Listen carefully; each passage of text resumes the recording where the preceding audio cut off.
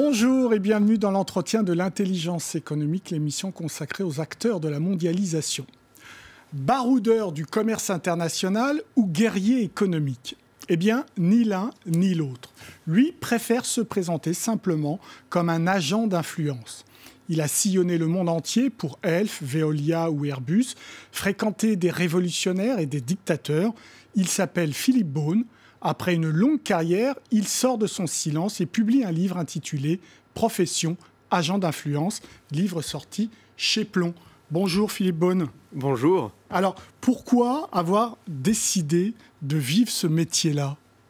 Alors, est-ce un choix? On est toujours un peu le fruit du hasard, bien évidemment. Vous êtes parti sur photographe un petit peu et tout à coup, on vous retrouve dans les maquis angolais. Oui, le reportage de guerre, la fréquentation des maquis, et puis les entreprises trouvent parfois l'utilité à des gens qui ont l'habitude de voyager, disons, dans des contextes un petit peu difficiles.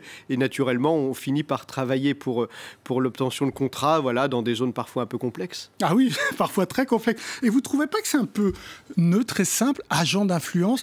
Vous avez quand même été dans les maquis les plus difficiles de ces années-là, hein, angolais, rwandais, etc. Vous avez fréquenté des gens comme Kadhafi, etc. Bien, alors évidemment, ce sont des choses très différentes. Le maquis angolais, pour reparler de Jonas Savimbi et de l'UNITA, c'était à l'époque du bloc Est-Ouest, hein, donc il faut recontextualiser. C'était une période un peu particulière et il y avait un soutien aux combattants de la liberté à l'époque. Le Rwanda, c'est une affaire évidemment un tout petit peu différente. La France devait sans doute avoir un œil de tous les côtés pour accompagner ce mouvement. Kadhafi, c'était très opérationnel pour mon entreprise puisque nous avons développé à la fois des contrats d'armement et des contrats d'aviation civile, d'avion civil dans ce pays, en constituant précisément, en construisant ces réseaux d'influence qui nous ont permis d'obtenir des contrats et des parts de marché. C'est normal de risquer sa vie pour faire vendre à une entreprise? Risquer sa vie... il y a des passages dans le livre... Bon... Oui, on se pose pas tellement ce genre de questions. Je gagne ma vie, surtout de cette manière, et au service des entreprises qui m'ont employé ces dernières décennies. Donc l'objectif de vos activités, c'était en effet de faire gagner des parts de marché aux entreprises, Elf, Airbus, etc. Vous aviez qui en face de vous comme concurrent ? Alors, tout dépend de l'industrie, mais c'est vrai que souvent, on avait des entreprises concurrentes qui étaient plutôt nord-américaines. C'est évidemment le cas dans le cadre de l'aviation commerciale, hein, puisqu'il y a deux grands fabricants que chacun connaît, Boeing, Airbus. On pourrait citer Embraer, Bombardier, il y en a d'autres, bien évidemment. Mais les deux gros poids lourds, ce sont ceux-là. Et alors, pour vendre, on est obligé à la française de créer des réseaux parce que les autres en face, ils font la même chose ou ils ont des moyens beaucoup plus puissants? Alors, c'est tout l'objet du livre. Je parle d'une ingénierie humaine, d'un process et de la technologie du réseau d'influence. Je crois que plus on a la capacité de construire des réseaux d'influence de haut niveau et plus on s'abrite du risque de corruption. C'est ça un petit peu ce qui sous-tend l'idée pédagogique du livre. Et bien évidemment, il y a des exemples qui illustrent ces propos, mais au départ, l'idée est vraiment d'expliquer comment il y a des ingénieurs qui construisent des ponts, des ingénieurs qui construisent des routes, des avions, et il y a des ingénieurs qui construisent de la décision, des ingénieurs de l'humain. C'est ça mon métier. Mais en face de vous, vous aviez aussi des hommes comme vous qui travaillaient pour Boeing, où c'était les mêmes méthodes ou pas ? Je crois qu'il y a chaque entreprise a sa culture, sa spécificité, mais à l'arrivée, l'objectif reste le même, la conquête de parts de marché. Donc, par définition, pour obtenir un contrat, pour gagner une part de marché, il faut arriver au décideur final et il faut arriver à lui faire prendre la décision, à fabriquer cette décision. J'ai simplement travaillé sur un process très précis, une technologie du réseau d'influence, et c'est ce que j'essaie d'expliquer dans le livre. C'est une histoire d'homme. C'est une histoire d'amitié aussi. Vous êtes lié à des gens comme Jonas Savimbi, vous l'avez dit, Thabo Mbeki, qui est le président sud-africain après Nelson Mandela. Vous avez rencontré évidemment Paul Kagame au Rwanda. Le fils de Kadhafi, on vous sent lié quand même à ces hommes-là. Ce n'est pas qu'un réseau d'affaires. Non, bien évidemment. De toute façon, je crois qu'il faut revenir à la base. les affaires, le commerce, à l'arrivée, ce sont toujours des échanges entre les hommes, entre des individus, entre des êtres humains. Et pour ce qui me concerne, l'empathie, la sympathie et l'amitié font partie des fondements de ce qui me permet, je pense, de donner le meilleur et de proposer le meilleur aux gens avec qui je travaille et à mes partenaires, entre guillemets. C'est vrai que quand on vit dans des situations parfois un peu, j'allais dire, non conformes, un peu dans des terrains un peu hostile, ça exacerbe la relation humaine et ça devient une force pour la construction du réseau. C'est ça qu'on appelait la France-Afrique aussi, en partie? Alors, la France-Afrique, qu'est-ce que ça veut dire? Une fois encore, c'est un mot. Et la France-Afrique, c'est un outil. Alors, il y a la Chine-Afrique, l'Amérique-Afrique, il y a tout ce qu'on veut. À partir du moment où il y a des relations entre un pays et d'autres pays, la France-Afrique, si la France-Afrique, qui est la mienne, celle de la coopération, du destin commun, de l'aventure industrielle, économique, politique commune, c'est une belle chose. Si évidemment c'est celle de la corruption et des mauvaises habitudes, ce n'est pas la même chose, on ne peut pas le comparer. France-Afrique, ce n'est rien d'autre que ce qu'on y met. On vous voit travailler dans ce témoignage très clairement. Quand on vous donne une mission, que tout à coup, vous n'avez pas a priori de connaissance d'un pays, on vous voit travailler et faire une cartographie des hommes, des femmes, puis qui peuvent composer un réseau. C'est vraiment, j'allais dire, ce bricolage humain qui est important dans un réseau. Ah oui, alors j'aime beaucoup le mot de bricolage que vous employez parce que c'est vraiment ça. Au départ, l'idée, c'était les ingénieurs de l'humain. Parce qu'une fois encore, bien évidemment, c'est comme un théâtre d'opération militaire. Vous avez une cible qui est de gagner un contrat, de conquérir une part de marché dans un pays. Il faut identifier le décideur ultime, il faut identifier tous les éléments qui contribue à construire sa décision. Et finalement, le métier d'entrepreneur, le métier de dirigeant d'entreprise, le métier de conquérant d'un marché, c'est celui qui permet d'avoir identifié cette cible, de comprendre une fois de plus comment ce décideur va construire sa décision et mettre tout autour tous les éléments qui permettent à la fabriquer. Et vous voyez dans certains contrats, notamment avec la Libye, pas dire des parasites, mais des hommes qui viennent, des Alexandre Djouri, etc., qui viennent et qui sont là pour compliquer un petit peu votre travail, votre opération. Oui, c'est un petit peu une donnée qui est assez permanente. Ah oui. Je crois que finalement, dans beaucoup de grands contrats, il n'y a finalement pas besoin d'intermédiaire, parce que le client sait ce qu'il veut, et on sait ce qu'on lui vend et on connaît la qualité du produit.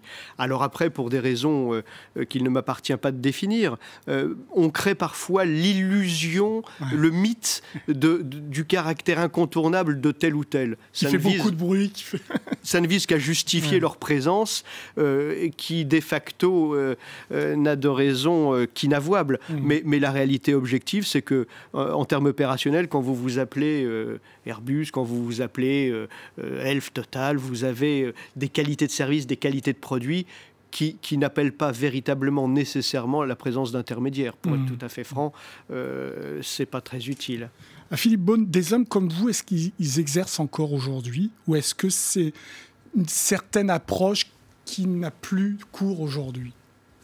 Vous parlez de la façon dont... Vous avez travaillé pendant ces années 80, 90 Je crois au contraire que ça va se développer de plus en plus. Bon dans un monde qui est de plus en plus automatisé avec cette révolution numérique, où la machine, l'intelligence artificielle prend le dessus sur beaucoup de choses, à l'arrivée, qu'est-ce qu'il va rester? Il va rester l'humain, il va rester le facteur humain. Et je pense que précisément, de plus en plus, les entreprises vont avoir besoin de remettre en process, mais de travailler de façon très attentive à la construction de leurs équipes de commerciaux, de vendeurs. Et donc, c'est cet élément humain que la machine ne pourra jamais remplacer. Vous pouvez toujours acheter des choses sur Internet, mais quand vous achetez un avion, quand vous achetez de l'armement, quand vous achetez du service pour faire du traitement des eaux, quand vous achetez du pétrole, entre guillemets, vous avez toujours besoin d'avoir une négociation qui se passe au niveau de l'humain, entre des décideurs. Oui, mais Philippe Beaune, des hommes comme vous, on ne les forme pas. Vous n'avez pas été formé. Votre histoire, c'est une histoire de rencontre avec des personnalités qui vous ont accompagné. Qui, aujourd'hui, ferait ce travail-là ? C'est une bonne remarque. Alors, c'est précisément l'objet du livre. Je crois que c'est un process, et moi j'ai toujours travaillé selon des process extrêmement rigoureux. Et donc, on peut former justement des gens, et c'est toujours ce que j'ai fait avec mes équipes, on peut former des gens, des individualités, des équipes à travailler avec cette méthode, ce process, cette approche empathique et une fois de plus, cette méthode très précise qui permet d'accéder au décideur ultime et de construire la décision. C'est un métier, et d'ailleurs, il m'arrive de donner des cours sur ces questions, c'est un métier dont on peut tout à fait conceptualiser la formation. Vous envoyez des Philippe Beaune aujourd'hui chez Airbus, chez d'autres grandes entreprises? J'espère que je vois des encore meilleurs et encore plus dynamiques et encore plus enthousiastes. Qui osent se trimballer dans des régions très difficiles. C'est vrai qu'on est un petit peu aujourd'hui dans une société qui a une forme d'aversion au risque, mais chacun trouve son adrénaline là où il le souhaite, et c'est vrai que ma vie c'est quand même un peu la brousse, et j'ai toujours aimé tourner dans ces zones difficiles. Je vous remercie beaucoup Philippe Beaune pour vos réponses. Je renvoie nos téléspectateurs à votre livre qui s'appelle tout simplement Profession agent d'influence, publié chez Plon. Pour l'heure, l'entretien de l'intelligence économique est terminé. Évidemment, vous pouvez retrouver cette émission sur france24.com. Au revoir.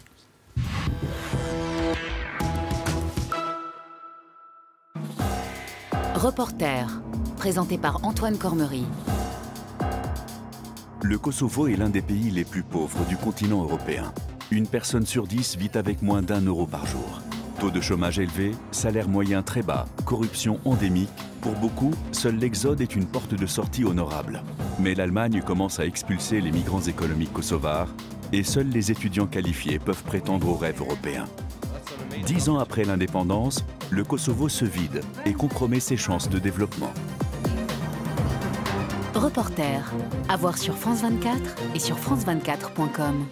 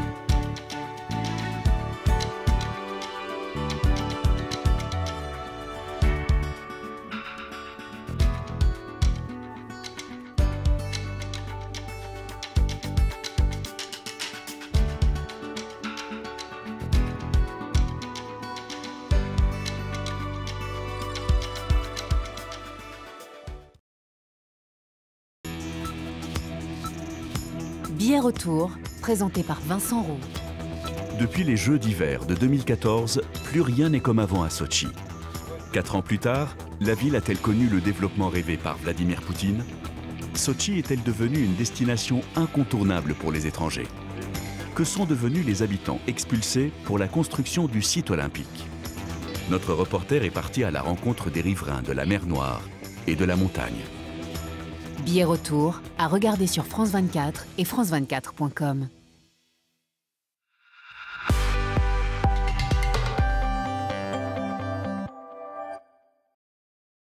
Oh.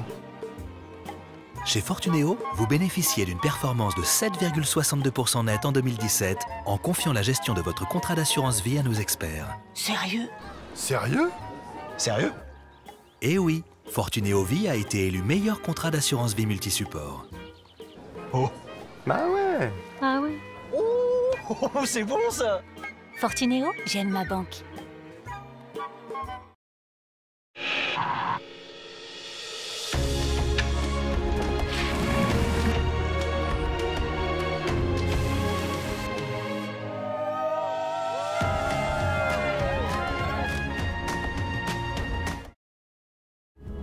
Chaque jour, se dépasser.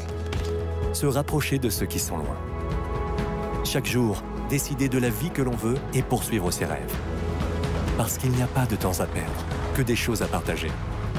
Profitez de 0 € de frais de transfert pour votre première transaction. Téléchargez l'appli Western Union.